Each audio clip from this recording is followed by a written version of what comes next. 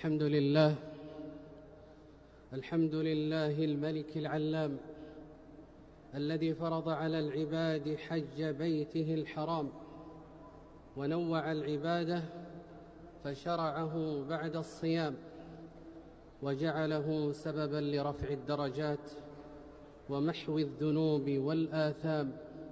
نحمده ونشكره على جميع الإفضال والإنعام، ونستغفره من الكبائر والآثام، ونشهد أن لا إله إلا الله وحده لا شريك له ذو الجلال والإكرام، شهادة تخالط القلوب والأجسام ولا يلحقها انفصال ولا انصرام.